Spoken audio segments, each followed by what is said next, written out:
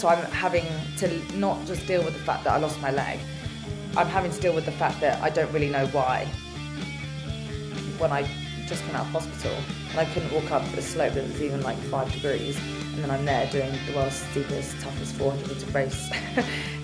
When people say to me the direct words of like, you're the person that's helping me get to realise that life's okay in the future, those sort of messages, I don't think they'll ever understand how much that means to me, because that is all I wanted myself. So hi everyone, I'm MILLY Pickles. I'm a para-athlete and motivational speaker and content creator. And 6 years ago I had an accident and lost my leg, and that completely changed my life and the way I view life. So my mission is to really help people just achieve their true potential, really. And that's what I do. I think the best way of doing this is going all the way back to the beginning, from, young MILLY before the accident. What was MILLY before the accident like? So I've always been a very strong character. When I was really, really young, I had no friends whatsoever because I just was very strong and bold, that I think people weren't sure of me because I was so just myself, and I've never really cared about what other people thought of me. I was just effortlessly me. And so my mum used to say to people that, she's a difficult child, but when she's older, she's going to be a terrific adult. And I think, I'm like, I don't know if that's a compliment or not, but thanks, Mum. I have also been really sporty my whole life as well. So I think when I started doing sports, that's when I started to get more friends. And yeah, I just became more into my own, I'd say. So I think my younger self has dealt with a lot. Like, I had people being mean to me and things, but I think that shaped me into the person that I am today. So, the impact that I had from having my accident, that I think I had the character built up from when I was younger to be able to cope with, everything that I've been through. So I've always been like this, and like me, essentially, just getting stronger and stronger as I get older. For somebody that doesn't follow your socials, which you should do, by the way, if you don't, and doesn't know your story, just explain what happened 6 years ago. Yes, so I was studying marketing at Bournemouth University, and I got a placement at Chelsea Football Club in fan engagement marketing, which I was ecstatic about. And I was 2 months into the date of working there. And I remember I was getting everything ready for a Man City v Chelsea game at Stamford Bridge. And it was a Friday, and I was so happy. And I woke up and I had the Friday feeling. I bought everyone in the office Krispy Kremes because I was just so happy. And I didn't ever expect that later on that day that I'd be getting electrocuted with 750 volts passing through me, nearly losing my life, and then ending up losing my leg and a few toes on my human foot, I like to call it. So that's it in a major, concise summary. How do you look at that day now? Because obviously, like we said before we started recording this conversation, it's been 6 years. How do you view kind of the anniversary of it happening? Do you know what's really interesting? The person I view before my accident, the person that was at university, living it up, going out, having fun, I actually feel quite distant from that person. And hence I'm calling it that person, it's myself. Because I actually feel really sorry for her. Oh, it makes me emotional. I feel sorry for her because I just think she had no idea what was going to happen to her. And she's just so naive and young. And I think that's special in a way, because that's what being young's about, and you realise life is difficult and horrible things do happen. But I feel sorry for her in a way, hence it makes me emotional. But sorry. That's all right.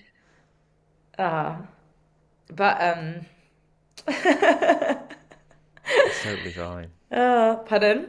Yeah, I said it's like, it's obviously such a difficult topic to talk about, and also I think one of the things that is difficult is that not many people have been through what you've been through in terms of the story. So for people on the outside, understanding it and understanding such a personal thing, I think is difficult. But at the same time, I think one of the things you do that is absolutely brilliant is that you're so authentic with it, and talking about your story, not bottling up emotion, and just kind of putting yourself out there as that 100% authentic person, I think, is why people connect to you so much. Yeah, thank you for that. But you know, I haven't even shared my whole story online of everything that I do remember. And I know that I won't share that online as the first action because I really want to write a book because I love writing and I think it's such a good therapeutic way to get it out. When I was in hospital, I wrote a journal every single day. So I had that and I'd like to incorporate that in a book. But what is difficult that people don't really realize is that I always get questions of like, what happened? How did you get electrocuted? All these things. And the issue is I don't even really know myself. So I'm having to not just deal with the fact that I lost my leg. I'm having to deal with the fact that I don't really know why. And I think I've come to terms with that really well because in my mind, I just think if I was meant to know, I would know. And like your brain protects you from what it thinks is going to hurt you. So I don't want to know because if I knew, would I not be okay? And so I've accepted that, which I think people find baffling when they hear that I don't know because how can you come to terms with something that you just don't have an answer for? But luckily I have. And I just think with my accident, it's not even as much of what happened to me. It's more about what I've learned from it. And like I've learned about the value of life. I'm so driven to live the best life that I can and help other people. And so for me, that's more of the focus than what actually happened. So I think that helps me as well in coming to terms with it all. Talk a little bit about that value for life because, like you say, maybe pre-accident Millie didn't quite appreciate the value of life, and there'll be a lot of people listening to this that don't quite appreciate the value of life. It is it's in a balance all the time, isn't it?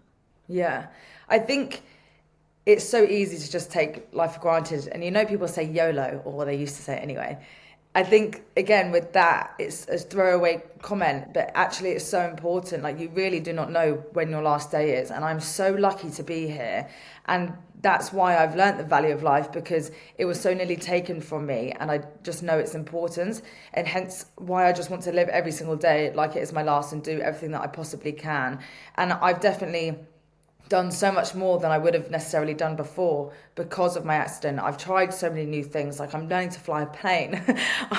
I'm traveling to new places. I'm doing all of these things and experiences because you really just don't know when your last day is. And it's so easy for me to say that, but I think until you've experienced something life-changing like that, it might be difficult to understand, which is why I'm trying to share it through my content on socials because I feel like I've nearly died and I would hate for other people to go through that. So I hope by viewing my content, you get a passion for life so you don't have to experience it, but you still get the lessons that I had through me, if that makes sense.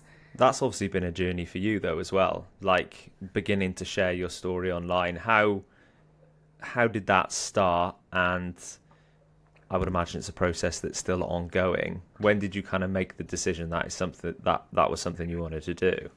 So it's really funny, right? Because I never made that decision. It just kind of happens. Yeah.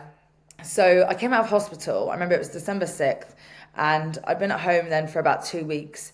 And I thought to myself, I can't really go from two legs to one on my Instagram. I think people are going to notice something's off because I had friends and then friends of friends. And I just thought, let's address the elephant in the room here. So I remember writing the post and I got my family to check the caption and then I put it live. And I was overwhelmed at the response of people. And it's funny because I never even thought about what their response would be. I just thought, oh, I've got to kind of share this now. And then everybody was like, I'm so intrigued in your physio. Like, I just want to know more. Hope you're okay, all that stuff. So then I started sharing my physio online. And then I was doing that for about a year. And people found it interesting. But what I was really trying to do was find other amputees because I was struggling to find them. Like, all I wanted was to see someone that was 5 years plus along that I could look up to, and there was nobody. And so that wasn't easy for me. So I was just hoping that by posting, some people would find me, and it never happened. But then after I finished my placement year at Chelsea, because I went back there literally 3 months after coming out of hospital, because I didn't want to lose out on the experience. So I finished my placement and went back to university. And my next goal was to just get a first at uni because I thought I didn't nearly die to not get a first. So all my energy went into that. So I stopped posting about being an amputee. And then when I finished university, lockdown hit. And I remember my mum turned to me and said, why don't you just start posting on socials again? Because I just really wanted to find other amputees. And so that I started doing that. And then it was when my sister told me that she had TikTok. And I said, well, if you've got TikTok, I can get TikTok because she's older than me. So then that's acceptable because it was a kid's app, right? And so I downloaded it. And I will never forget, there was this trend going on at the time, and it was a flexibility challenge. So everybody had their legs way over their head. And I just thought, I'm not flexible, but I can take my leg off. So I just took it off and then pointed my leg at all the markers around me. And the first video, that was it. And it got 1.7 million views. So I was like, what? Because everybody was commenting, you're cheating. This is a cheat code. Da, da, da. So yeah, I just went for it at that point and then grew from there. And went back to work at Chelsea Football Club at the time after I finished university. And I didn't tell anyone about me posting on TikTok. And so it was funny when they'd be coming to me in meetings, they'd be like, Millie, I saw you on TikTok. And I'm like, no. But it just got to a point that I couldn't do both anymore because my job that was social media that I do for myself now is exactly what I did at Chelsea, except I do everything. Like at Chelsea, I would send it to a different content creation team to edit it or whatever, whereas now, I now do everything. So it was really intense and I had to leave. So I've been doing this full time since January 2021 now. Is that difficult, weird, strange, sharing your whole story online, personal? Do you like, is it ever difficult or is it kind of something that has come to you pretty easily? It's pretty easy, to be honest. Yeah. I look back at old videos and you can see that I wasn't shy, but I didn't know how to speak to the camera as much. But I was still pretty confident back then with it. I don't know. I feel like I'm naturally good at talking. I talk a lot. So it was pretty easy to do, actually. In terms of the journey with socials then, with TikTok, Instagram, it's obviously opened up a lot of opportunities as well, which you probably wouldn't have had unless you were to share your story. One of them being the Redbull 400. Just give us a bit of a explanation of what that is if people don't know and kind of how that opportunity happened. So the Redbull 400 is the world's steepest, toughest 400-meter race. It's in Slovenia and it's the Olympic ski jump, but the Redbull 400, you just run up it instead. It's mad. It is crazy. And it had inclines up to 78 degrees. So for being an amputee, that is the worst experience you could possibly go through because it was really rocky and it's very steep. And as an amputee, those are the two things that you avoid like the plague. And so it was really difficult. How did you train for that? I didn't really train. I found out about the event 3 weeks beforehand. And then I was so busy that I only had 6 days to train. And I also hadn't walked for 3 months this year. So I'd hardly trained at all this year compared to normal. So I wasn't in the best physique state of my life. I was hardly training. I did 6 days and it was like hill sprints, stepper machine. Because how can you train for that? I really do not know. So I do know now, but I didn't really train. So the fact that I was there and was like, okay, I can do this, is because your mind gives up before your body does. And yeah, my body limits me, but I just thought my mind would get me through this more than anything. So that's what I just kept focusing on. And then, I became the first amputee to ever do it. So I'm pretty proud of that. What was it like to get to the top?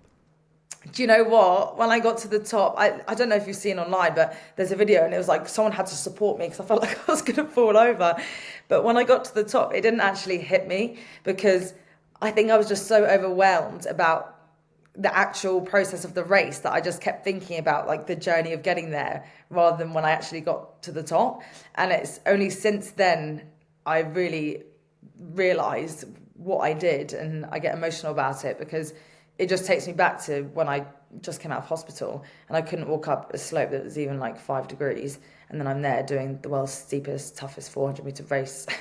And so, yeah, it definitely hit me afterwards more than in the moment. But when you look down, when you're at the top, you're like, oh my God, because you were so high. It's crazy. There are some photos on your Instagram actually, and I think one of the captions is like, "Oh my God, look at these photos that I've just been sent," or something like that. And yeah, the photos are absolutely wild. If you haven't Yeah. seen them and you're listening to this, go to Millie's Instagram and check them out because yeah, they are insane, and it's like no other race. And like you say, for you not even wanting to walk up a 1% degree slope, having done something like that, did it kind of feel like with it being the anniversary not long after?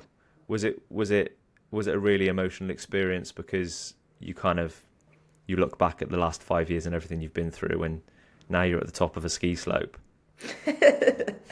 I definitely never thought that I'd be there when I was laying in a hospital bed, that's for sure. But yeah, it's just crazy for me to think back. I'm such a forward thinker, and I've always set myself goals to achieve. And I do like to reflect, and I love to journal, which helps. But I think that was the biggest pivotal moment for me to deeply reflect on everything because it was such a huge achievement, and I literally did the impossible when who actually knew if I could go up there because I don't know if my prosthetic leg could actually cope. And a lot of the time, like I was using it, but also dragging it along the floor because it was so steep. And so I had no idea if I'd actually even finish. So the fact that I did was one thing. The fact that like I think about how far I've come, and then the like response online was overwhelming, and people saying how much I helped them. And then I also flew out there for free with Redbull. Like there were so many elements in it that I was just like, how has this happened? How is this my life? I'm so glad that I'm able to help people in some way. This is a huge personal achievement for me. There was just so much going on with it that it was just mind blowing to me. What's that like? Because you've mentioned like you're so happy to be able to help people. You're the person that was back there before going back to Chelsea, sharing your story, trying to find other people, and now you're the person that people are finding. Is Yeah. that, it feels like a very full circle situation.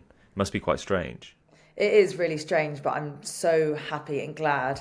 And it's when people say to me the direct words of like, you're the person that's helping me get to realize that life's okay in the future. Those sort of messages, I don't think they'll ever understand how much that means to me because that is all I wanted myself. And so when people tell me that, I just know that I've achieved that goal and I'm the person that I never had.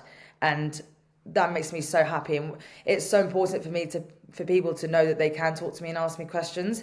And so I always try and respond to people that are amputees or family members of amputees, anyone that messages me, because just having someone in your corner that understands and can support you in some way that you can just lean on, I think is so important. And, you know, prosthetists are amazing. I love my prosthetists so much, but some of them are amputees as well. But unless, you know, they are, it's kind of hard to, I guess, for them to empathize in a way because they haven't experienced it. So having someone that you can speak to, it just helps relieve your stress a lot. And people come to me before they've even had their leg amputated as well.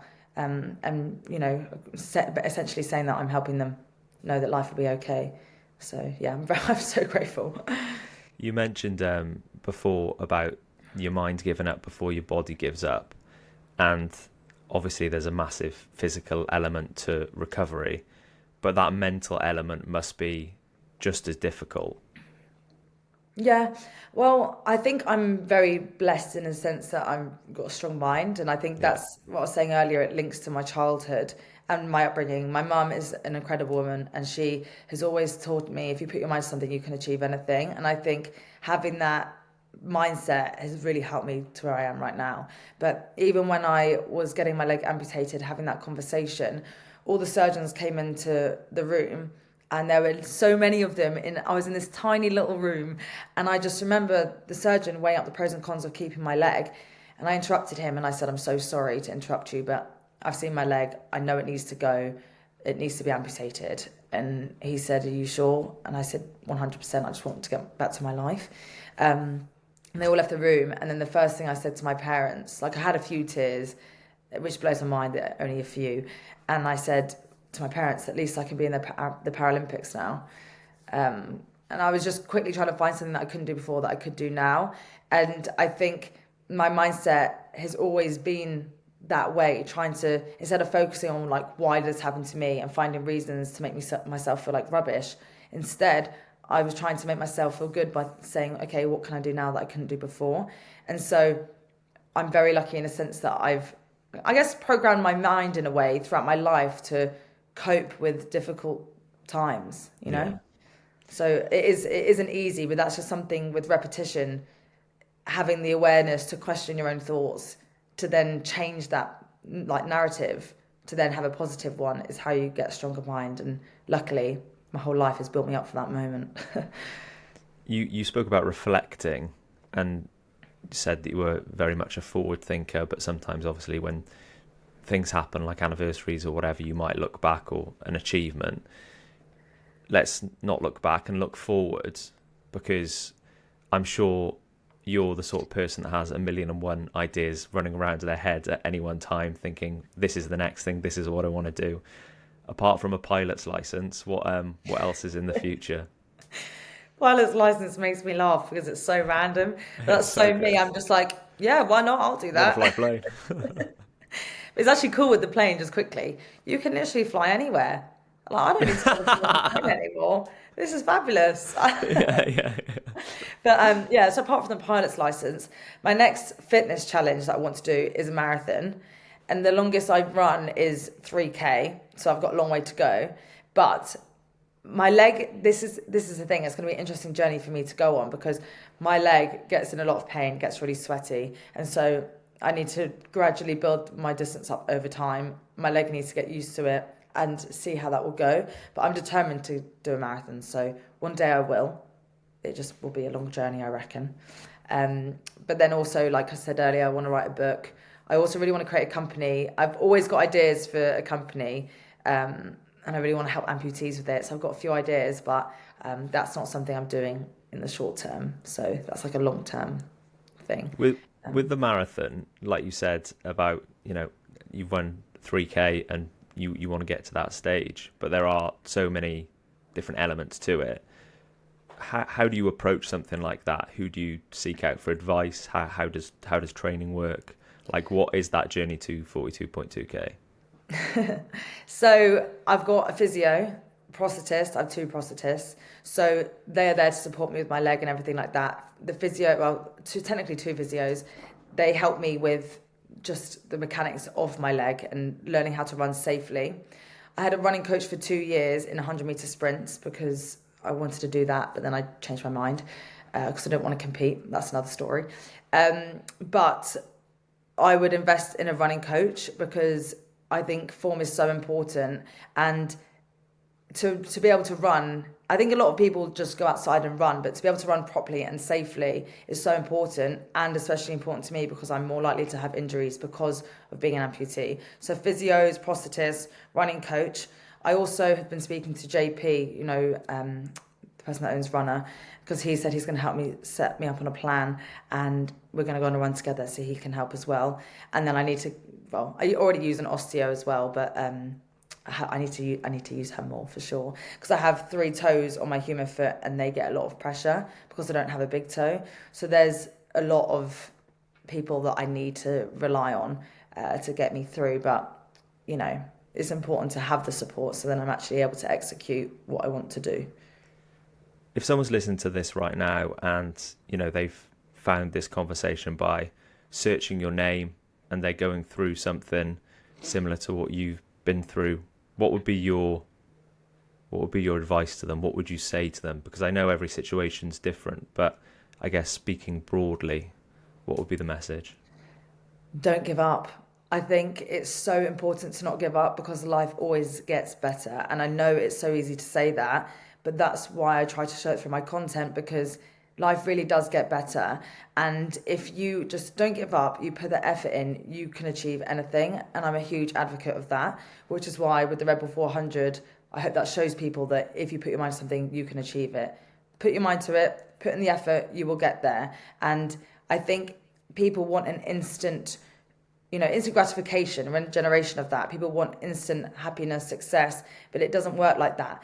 If somebody was to look at me 6 years ago, I was in a very, very, very different place, even 3 years ago. And so it's important to not compare yourself to other people that are further along the journey, because we're all at different paces in life. We're all going through different things. We have different experiences, and there's just so many things that I think, like, don't even compare yourself to other people, because it's just going to make you feel rubbish about yourself. And it might seem that somebody's really happy, but you never know what's going on inside. So stay in your own lane. Don't give up. Put your mind to it. Put in the effort, and you can achieve anything.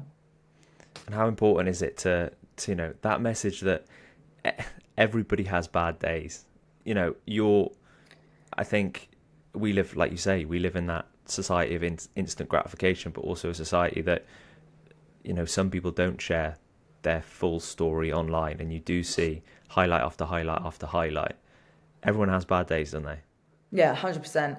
I try to be really honest with when I feel that way, because not walking for 3 months this year, that was an interesting one, because I was fine for like the first 2 weeks. I was going around on an e-scooter, and I was having the best time because I was in the gym and I was getting to the machines quicker than other people, and it was just, I was loving it. And then I was told that I wasn't able to walk, and wasn't able to use the knee crutch, and then I struggled to walk. I was using crutches, couldn't even take my bins out of my flat, and I started to really struggle. And I shared that online. I said I'm not actually coping very well, but then I also like to share with people how I overcome the things, because I want to show people that you can actually do the same. And what was really interesting for that struggle that I had was I was not living my life anymore because I couldn't walk. And then I sat down and I questioned myself, and I said, what is upsetting me? What is bothering me here? And I realized that it wasn't the fact that I couldn't walk that was upsetting me. It was the fact that I wasn't living my life. But I had allowed myself to not live my life because I was saying no to things because I couldn't walk. So even though it was daunting for me to push myself out of my comfort zone, go and do, speaking gigs without a leg or being able to walk, I just pushed myself to do the things that I didn't want to do. And then I instantly started to feel a lot better. And then I kept suggesting activities that involve walking, because I kept forgetting that I couldn't walk. And so we all have down days, we all struggle, but it's all about as well just trying to figure out what the actual issue and cause of your upsetness is, so then you can overcome it. So yeah. You mentioned speaking gigs there briefly. Some of the gigs you've done are incredible, like speaking at Google. That must have been a pretty mad experience. Yeah, also one that I manifested. Yeah, was it? Yeah, I'm huge on manifestation. So when I was doing that, it was a big, oh my gosh, like I'm at Google HQ right now doing a talk. And even with like going to Samsung, PayPal, I've actually got one tonight up north. It's to do with it's this leaders dinner with loads of CEOs coming together, and then I'm there speaking.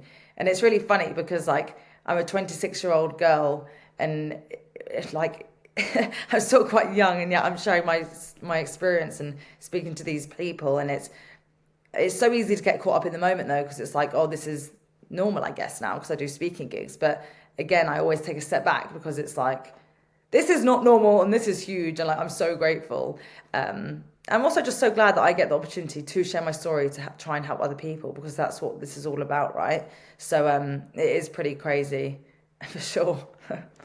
And just coming through that anniversary of 6 years, we'll end on this, Millie, but in another 6 years, what do you hope to have achieved, and what will you be looking back on when we're 12 years since the accident? Gosh, the thought of it even being 12 years, that is crazy.